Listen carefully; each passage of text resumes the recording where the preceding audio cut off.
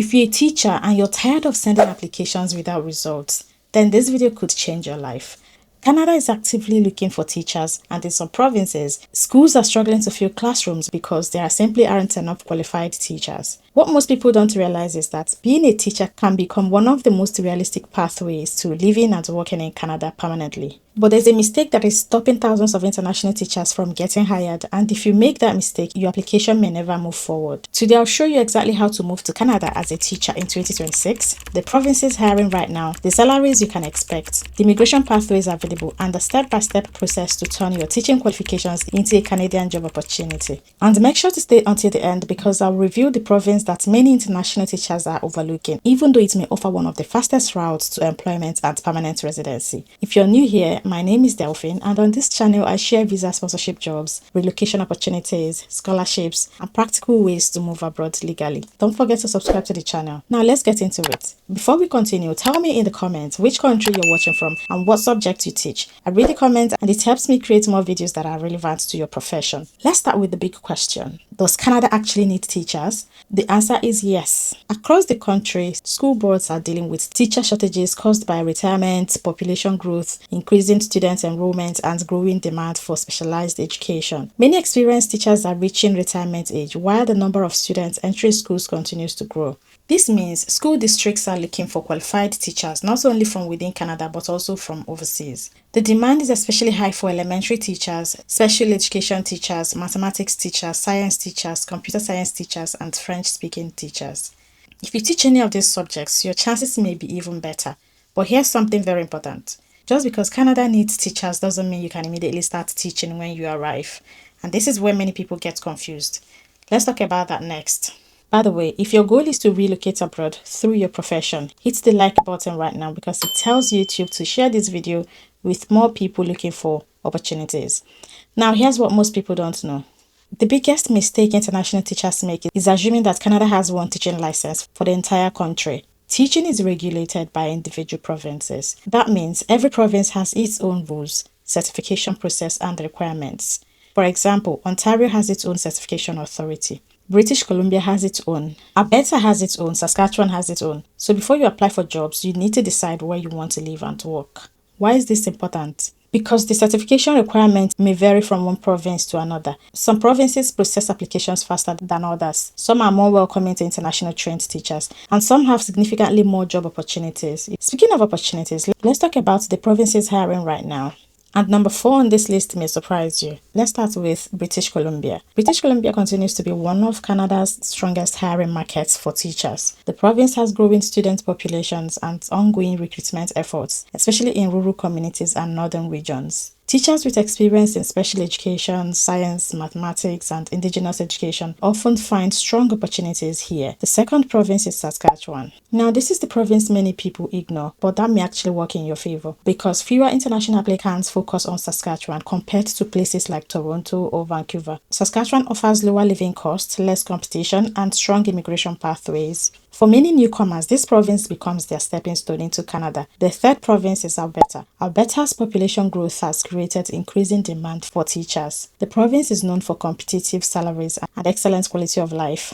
Many school districts continue recruiting teachers in rural communities and smaller cities. The fourth province is Ontario. Ontario has the largest education system in Canada. Most people immediately think about Toronto, but the best opportunities are often found outside the major cities.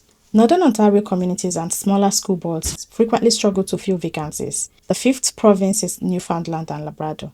This province has become increasingly attractive for international trained professionals. Housing costs are often lower than larger provinces, and some school districts actively recruit qualified educators from abroad. Now let's talk about the money, because I know that's what many of you want to know. How much can teachers actually earn in Canada?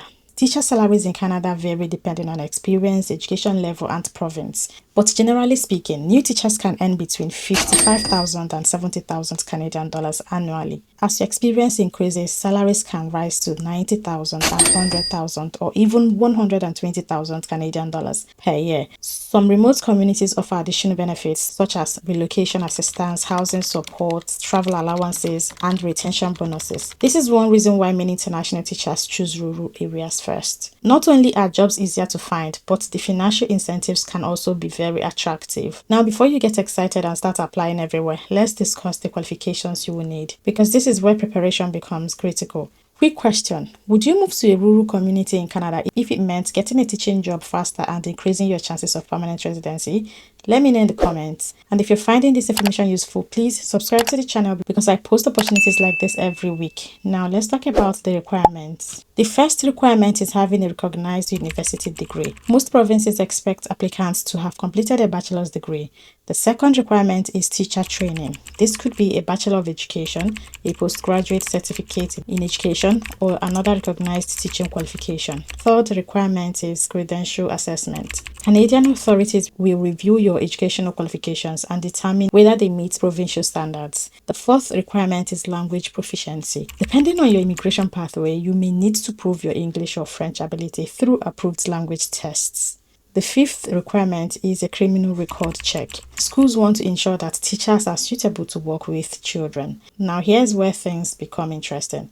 Having the qualifications is one thing. Actually getting to Canada is another. So let's talk about the immigration pathways available for teachers in 2026. And pay close attention because one of these options could save you years. The first pathway is express entry. This is Canada's main skilled worker immigration system. Your score is based on factors such as age, education, work experience, and language ability. Teachers can qualify under skilled occupation categories. The second pathway is provincial nominee programs. This is where provinces select workers they need. If a province needs teachers and nominates you, your chances of receiving permanent residency increase significantly. The third pathway is securing a job offer from a Canadian school board. Some school boards recruit internationally and may support work permit applications for qualified candidates. The fourth pathway is targeting rural and northern communities. Many teachers overlook these locations, but they often have the greatest need for educators. That means less competition and potentially faster hiring. Now let me show you exactly what I would do if I were starting from scratch today. Grab a pen because this roadmap could save you months of confusion. Step 1. Choose one or two provinces. Do not try to target all of Canada at once. Focus your efforts. Step 2. Visit the teacher certification website for your chosen province. Read every requirement carefully. Step 3. Gather your documents. This includes your degree certificate, teaching qualification, transcripts,